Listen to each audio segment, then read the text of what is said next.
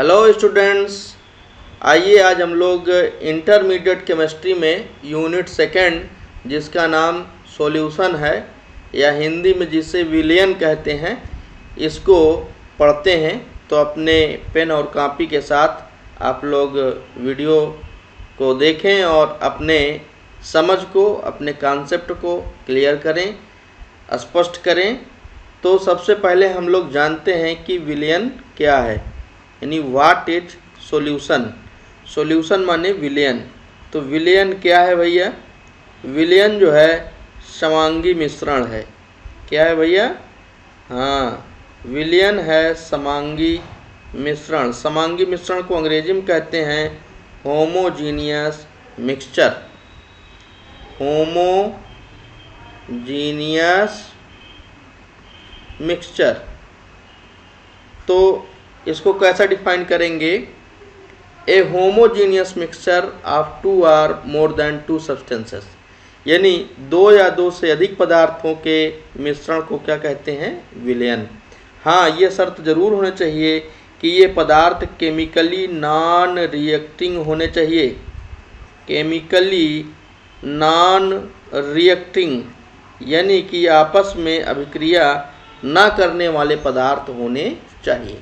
तो दो या दो से अधिक पदार्थ जो आपस में अभिक्रिया न कर सकें, ऐसे पदार्थों के समांगी मिश्रण को क्या कहते हैं? विलयन कहते हैं। अब देखिए, विलयन में अगर, यानी इस समांगी मिश्रण में अगर दो घटक हैं, कितने घटक हैं? घटक हैं आपके पास दो घटक, यानी दो ही पदार्थ हैं केवल। तो इस विलयन को कहेंगे द्विअंगी विलयन। क्या कहेंगे? द्विअंगी विलयन। अगर तीन घटक हैं तो क्या कहेंगे भैया? तब कहेंगे इसको त्रिअंगी विलयन। ओके, तो द्विअंगी विलयन, त्रिअंगी विलयन, चतुरंगी विलयन, कई विलयन हो सकते हैं, लेकिन हम लोगों को इस यूनिट में द्विअंगी विलयन के बारे में पढ़ना है, यानी binary solution. We have to study about only binary solution. थोड़ा एक चीज़ ये क्लियर कर लिया जाए, समांगी मिश्रण का मतलब क्या है? देखिए, समांगी मिश्रण का मतलब क्या होता है भाई? बहुत सिंपल है। समांगी मिश्रण, इसके नाम से भी स्पष्ट है कि सभी अंग जो हैं वो समान हो। अब थोड़ा सा इसको और क्लियर किया जाए। जब composition and properties are uniform throughout whole solution, ये जब दोनों जो है क्या होते हैं? पूरे विलयन में एक समान होते हैं, यूनिफॉर्म होते हैं, एक समान होते हैं। तो ऐसे मिक्सचर को क्या बोलते हैं? समांगी मिश्रण। ओके, तो this is about solution. Solution क्या है? सॉल्यूशन दो या दो से अधिक पदार्थों के समांगी मिश्रण को कहते हैं, यानी दो या दो से अधिक पदार्थों के समांगी मिश्रण को विलयन कहते हैं। और ये पदार्थ आपस में अभिक्रिया न करें तभी भाई समांगी मिश्रण बनेगा। अब अगर इसमें दो घटक हैं तो द्विअंगी विलयन, तीन घटक है तो त्रिअंगी विलयन। समांगी मिश्रण का मतलब क्या है? जब कंपोजिशन और गुण, कंपोजिशन माने संघटन, यानी प्रतिशतता, और गुण दोनों जो है पूरे विलयन में क्या हो? एक समान हो, तो ऐसे मिश्रण को क्या बोलेंगे? समांगी मिश्रण कहेंगे। क्लियर है? आइए आगे थोड़ा सा components of the binary solution, यानी द्विअंगी विलयन के घटक, द्विअंगी विलयन के घटक। ओके, तो द्विअंगी विलयन के दो घटक होंगे। कितने घटक? दो ही घटक। एक को हम कहेंगे विलेय। क्या कहेंगे भाई? विलेय। और दूसरे को कहेंगे विलायक। क्लियर है? एक हो गया विलेय और दूसरा क्या हो गया? विलायक। विलेय भाई अंग्रेजी में इसको बोलते हैं सोल्यूट। क्या कहते हैं? सोल्यूट। और इसको कहते हैं सॉल्वेंट। तो यार यहाँ पर एक हम सूत्र भी लिख सकते हैं, क्या? कि विलेय प्लस विलायक। ओके, विलेय प्लस विलायक तो बनेगा क्या भैया? विलयन। क्लियर? यानी solute plus solvent is equal to solution. This can be written as mathematical formula, means विलेय और विलायक जब दोनों को मिलाएंगे तो क्या बनेगा, विलयन। अब देखिए विलेय क्या होता है, जस्ट वेरी सिंपल, बहुत आसान शब्दों में आपको बताऊंगा। जो स्मॉल अमाउंट में हो, स्मॉल अमाउंट यानी जो कम मात्रा में हो, क्या हो, कम मात्रा में, तो उसको क्या बोलेंगे, विलेय। और जो लार्ज अमाउंट में हो, लार्ज अमाउंट यानी जो ज़्यादा मात्रा में हो, उसे क्या बोलेंगे, विलायक। चलिए एक उदाहरण से समझते हैं। We are going to take an example. जैसे 10 ग्राम ऑफ NaCl ले लिया, यानी NaCl के कितने ग्राम, 10 ग्राम, एंड 100 ग्राम ऑफ H2O ले लिया। अब बनेगा क्या, एक्वस सॉल्यूशन ऑफ NaCl, यानी NaCl का जलीय विलयन बन जाएगा। ये NaCl के एक्वस सॉल्यूशन बन जाएगा भाई। अब देखिए, चलिए इस सॉल्यूशन को देखिए, इसमें कंपोनेंट दो हैं, एक NaCl दूसरा H2O।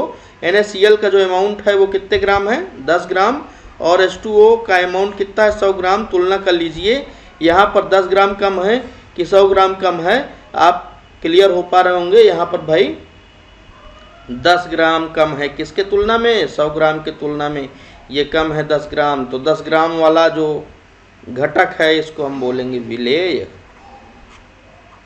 और इसको क्या बोलेंगे, विलायक। क्लियर है। तो ये इस विलयन में NaCl विलेय हो गया और H2O क्या हो गया, विलायक। एक दूसरा एग्जाम्पल ले लिया जाए। देखिए 40 ग्राम हमने क्या ले लिया, चीनी, ओके, और 500 ml हमने ले लिया पानी, H2O। क्या बन गया भैया, शरबत। व्हाट इज शरबत, भैया शरबत जो है वो एक्वस सॉल्यूशन ऑफ शुगर, यानी चीनी का जलीय विलयन, यही तो है। तो चीनी का जो जलीय विलयन है, इसमें जो चीनी है इसका अमाउंट देखिए, चीनी का अमाउंट 40 ग्राम और जल का अमाउंट 500 मिली, मीन्स इसके अपेक्षा तो ज़्यादा ही है ना। तो ये क्या हो जाएगा, आपका विलायक। ये हो गया भाई आपका विलायक, और ये हो जाएगा विलेय, और ये क्या हो जाएगा, आपका विलयन हो जाएगा। तो इस प्रकार से हम विलेय और विलायक को समझ सकते हैं। कहीं ऐसी कंडीशन आ जाए जहाँ पर विलेय और विलायक दोनों समान मात्रा में हो, तब हम वहाँ नहीं कह पाएंगे कि कौन सा विलेय है और कौन सा विलायक है। ओके, तो आइए आगे चलते हैं। क्लासिफिकेशन ऑफ द सॉल्यूशन, यानी कि विलयन का वर्गीकरण। विलयन का वर्गीकरण हम 3 आधारों पर कर सकते हैं।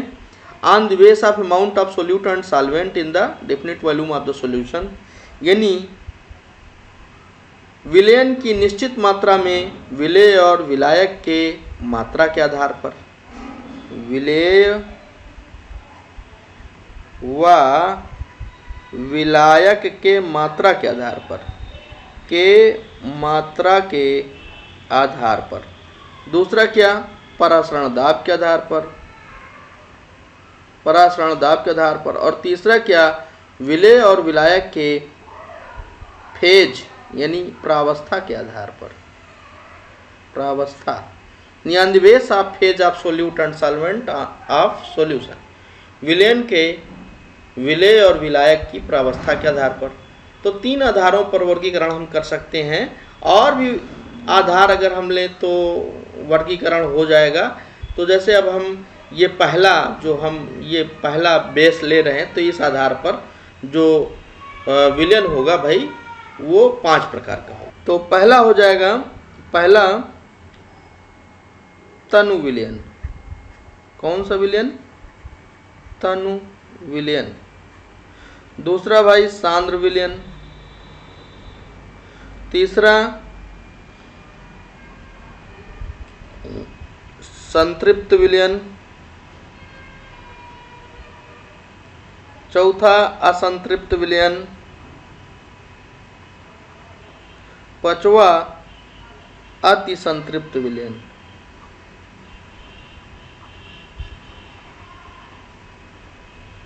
तो ये 5 प्रकार के विलयन यहाँ पर हो सकते हैं। तनु विलयन, सांद्र विलयन यानी डाइल्यूट सॉल्यूशन, कंसंट्रेट सॉल्यूशन, और ये आपका संतृप्त, संतृप्त, सैचुरेटेड, नॉन सैचुरेटेड, और ये हाइपर सैचुरेटेड सॉल्यूशन। इसमें भाई ये 3 प्रकार के हो जाएंगे यहाँ पर।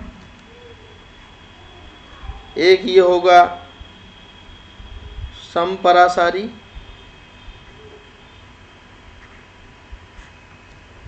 दूसरा अल्प परासारी, तीसरा अति परासारी। 3 प्रकार के विलयन होंगे on the base of osmotic pressure. How many types of solution on the base of osmotic pressure? There are 3 type of solution on the base of osmotic pressure: isotonic, hypotonic and hypertonic। इसके आधार पर भाई, इसके आधार पर विलयन 9 प्रकार के हो सकते हैं। कितने प्रकार के? 9 प्रकार के। तो चलिए हम इस पर जाएं, इसके पहले इन सभी टर्म्स को समझ लेते हैं। बहुत सिंपल है। तनु विलयन क्या होता है? ऐसा विलयन जिसमें विलय की मात्रा बहुत कम हो। ठीक है, ऐसा विलयन जिसमें विलय की मात्रा कम हो। और सांद्र विलयन क्या है? ऐसा विलयन जिसमें विलय की मात्रा अधिक हो। देखो भाई, जो तनु विलयन है और सांद्र विलयन है, डाइल्यूट सॉल्यूशन और कंसंट्रेट सॉल्यूशन, ये जो दोनों प्रकार के विलयन हैं, इन दोनों विलयनों को हम तब डिस्टिंग्विश कर पाएंगे जब दोनों की तुलना करें। यानी दोनों टर्म क्या है? तुलनात्मक है। जैसे मान लीजिए कोई ऐसा विलयन है, 1 लीटर है वो, जिसमें 40 ग्राम NaCl है। एक दूसरा विलयन है जिसमें 50 ग्राम NaCl है। ठीक है, अब आयतन दोनों का समान है, तो अब हम यहाँ पर तुलना कर सकते हैं कौन डाइल्यूट है, कौन सा कंसंट्रेट है। डाइल्यूट वाला जिसमें कि विलय की मात्रा कम हो, और कंसंट्रेट जिसमें विलय की मात्रा अधिक हो। ओके, अगर कोई एक सिंगल सॉल्यूशन है तो हम उसमें ये डिसाइड नहीं कर पाएंगे कि वो डाइल्यूट है कि कंसंट्रेट, जब तक कि उसकी दूसरे से हम तुलना ना करें। अब आइए संतृप्त सॉल्यूशन, यानी ऐसा विलयन जिसमें और भी विलय की मात्रा को घोला ना जा सके। ऐसा विलयन जिसमें विलय की और भी मात्रा को घोला ना जा सके। सपोज दैट एक गिलास आपने पानी लिया और उस पानी में आपने पहले 1 चम्मच चीनी मिलाया, घुल गई, फिर दूसरा चम्मच चीनी मिलाया, फिर घुल गई, थोड़ा देर लगा, तीसरा चम्मच आपने ऐड किया, घोला, घुल गया, अब कुछ चीनी बची है, खूब आप घोल रहे हैं, फिर भी वो घुल नहीं रही है। तो ऐसी दशा में वो विलयन क्या होगा? संतृप्त विलयन होगा। यानी दो solution in which no more solute can be dissolve, okay, that is called as saturated solution. वह विलयन जिसमें विलय की और भी मात्रा को घोला ना जा सके उसे संतृप्त विलयन कहते हैं, और जिसमें घोला जा सके उसे क्या कहते हैं भैया? उसे असंतृप्त विलयन कहते हैं। यानी ऐसा विलयन जिसमें विलय की और भी मात्रा को घोला जा सके उसे आप असंतृप्त या अनसैचुरेटेड सॉल्यूशन कहते हैं। अगला देखिए, ये अति संतृप्त विलयन क्या है? ऐसा विलयन जिसमें किसी अन्य कारक की सहायता से और भी अधिक, यानी संतृप्त विलयन है उसमें और भी अधिक विलय की मात्रा अस्थायी रूप से घोल दिया जाता है, तो ऐसे विलयन को क्या कहते हैं? अति संतृप्त विलयन। इसका एक प्रॉपर्टी है कि ये मेटा स्टेबल होता है। मेटा स्टेबल यानी कुछ देर तक तो अति संतृप्त विलयन रहेगा, लेकिन कुछ समय बाद क्या होगा कि जो एक्सेस अमाउंट ऑफ सोल्यूट है वो नीचे तली पर बैठ जाएगा, तो अति संतृप्त विलयन हो गया। अब आइए इधर समपरासारी विलयन, यानी दो ऐसे विलयन हो ए और बी, दो ऐसे विलयन हो, एक विलयन है ए और दूसरा विलयन है बी। अब इन दोनों विलयनों के अगर परासरण दाब समान है, इन दोनों के परासरण दाब क्या हैं? समान है, तो ऐसे विलयनों को क्या कहेंगे? समपरासारी। अब जिस विलयन का परासरण दाब कम हो उसे क्या कहेंगे? अल्प परासारी। जिस विलयन का परासरण दाब अधिक हो उसे क्या कहेंगे? अति परासारी। ठीक है, तो हाइपरटोनिक, हाइपोटोनिक एंड आइसोटोनिक। आइए आगे, ये जो तीसरा है classification of solution on the base of phase of solute and phase of solvent.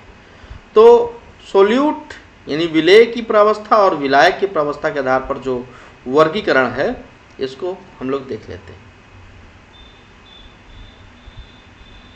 तो इसके आधार पर मैंने बताया कि आप कितने प्रकार के विलयन होंगे, 9 प्रकार के, 3, 4, 5, 6, 7, 8, 9। इसके लिए बहुत सिंपल तरीका भाई, देखिए इधर हम लिख देते हैं सॉलिड, लिक्विड,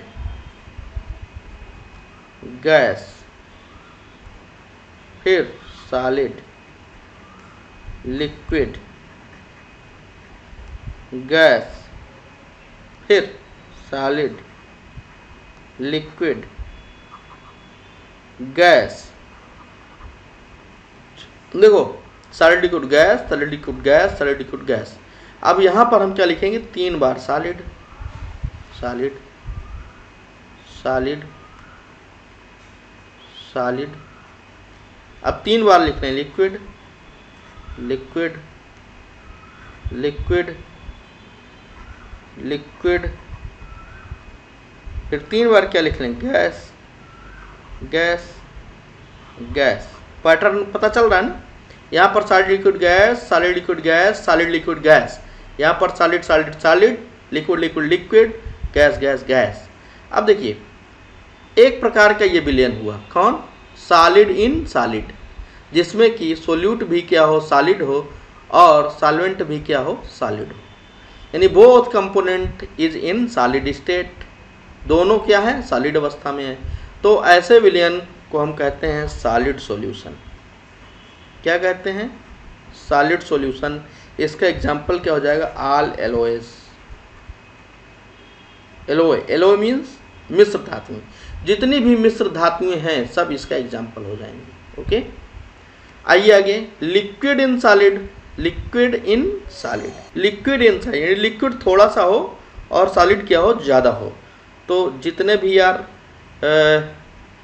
देखिए लिक्विड थोड़ा है और सॉलिड क्या है, ज़्यादा है, तो क्या होगा, सॉलिड सॉल्यूशन होगा।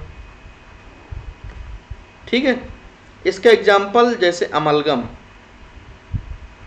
अमलगम, अमलगम क्या होता है यार, आप लोग जानते होंगे या ना भी जानते हो तो ध्यान से सुन लीजिए कि किसी भी धातु का पारा के साथ मिश्रण, पारा, पारा मीन्स Hg, जैसे सोडियम हमने 10 ग्राम लिया और इसमें हम 2 बूंद क्या मिला दिया, पारा मिला दिया, तो उसके साथ जो मिश्रण होगा वो क्या होगा, सोडियम अमलगम होगा। जिंक लिया और उसके बाद उसमें पारा मिला दिया, जिंक अमलगम हो जाएगा। सोना लिया, उसमें पारा मिला दिया तो सोना अमलगम हो जाएगा। तो इसका एग्जाम्पल क्या हो गया भाई, अमलगम। गैस इन सॉलिड, तो गैस इन सॉलिड, सॉलिड ज़्यादा है तो कौन सा विलयन होगा, सॉलिड सॉल्यूशन होगा। अब इसका एग्जाम्पल जैसे गैस कम है और सॉलिड ज़्यादा है, यह एग्जाम्पल हम दे सकते हैं जैसे हाइड्रोजन गैस है वो कहाँ हो, इन पैलेडियम, पैलेडियम में हाइड्रोजन गैस मिश्रित कर दें, थोड़ी सी मिल जाती है उसमें, तो हाइड्रोजन इन पैलेडियम। जैसे यहाँ पर देखिए आइए, सॉलिड इन लिक्विड, यानी सॉलिड क्या है, कम मात्रा में है और लिक्विड क्या है, ज़्यादा मात्रा में। तो जैसे यहाँ पर तो जो सॉल्यूशन बनेगा, यहाँ पर जो सॉल्यूशन बनेगा वो होगा भैया लिक्विड सॉल्यूशन, यहाँ भी क्या होगा, लिक्विड सॉल्यूशन, यहाँ भी क्या होगा, लिक्विड सॉल्यूशन, यहाँ क्या होगा, गैस सॉल्यूशन। जिसकी मात्रा ज़्यादा होगी उसी प्रकार का सॉल्यूशन होगा, गैस सॉल्यूशन, गैस सॉल्यूशन। इसके एग्जाम्पल की बात करें तो सॉलिड इन लिक्विड, यानी कि जैसे नमक कम मिला है, नमक का जलीय विलयन, चीनी का जलीय विलयन, यहाँ लिख देता हूँ चीनी का जलीय विलयन। ओके, अब जैसे लिक्विड इन लिक्विड, जैसे एल्कोहल का जल में विलयन, एल्कोहल का जलीय विलयन है। जैसे आगे आते हैं गैस इन लिक्विड, जैसे कोल्ड ड्रिंक में, शीतल पेय जितने होते हैं कोल्ड ड्रिंक, उसमें गैस जो है घोली जाती है। या जैसे मान लीजिए जो पानी होता है, ऑक्सीजन इन वाटर, ऑक्सीजन कहाँ, पानी में, तभी तो मछलियाँ जो है सांस ले पाती हैं, ऑक्सीजन ले पाती हैं। पानी में O2 की कुछ ना कुछ मात्रा होती है। तो कोल्ड ड्रिंक में क्या होता है, CO2 मिला रहता है। आगे ये सॉलिड इन गैस, जैसे सॉलिड इन गैस, तो ये हो गया भाई जैसे धुआं।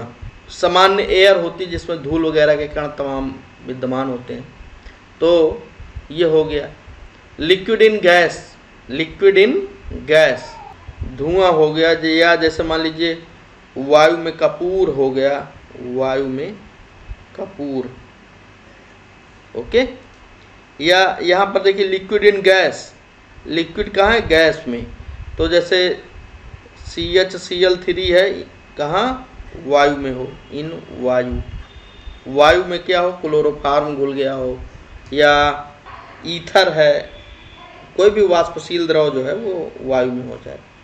जैसे गैस इन गैस की बात है तो ये तो वायु है ही है, वायु N2 भी है, उसमें O2 भी है। इस प्रकार बहुत सारे एग्जाम्पल हम यहाँ पर रख सकते हैं।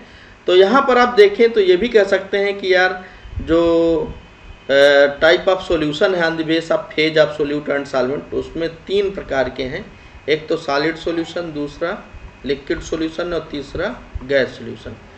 जो सॉलिड सॉल्यूशन है ये 3 प्रकार का होता है, ये 3 प्रकार का होता है, solid in solid, liquid in solid, gas in solid.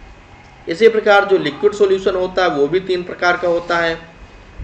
कैसे, solid in liquid, liquid in liquid, gas in liquid. जो गैस सॉल्यूशन होता है ये भी 3 प्रकार का होता है।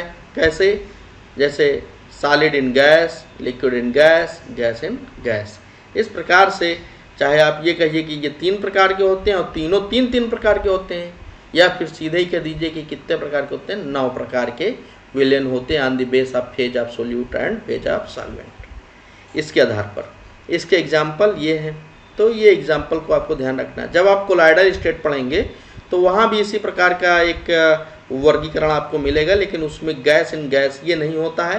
यानी 8 जो है इसी प्रकार के वहाँ भी प्रकार आपको पढ़ने को मिलेंगे जो आप लोग आगे पढ़ेंगे। तो चलिए, इस प्रकार से हम लोगों ने इस वीडियो में सीखा कि जो विलयन है वो क्या होता है और उसको किस तरह से क्लासीफाई किया जा सकता है, वर्गीकरण किया जा सकता है। धन्यवाद।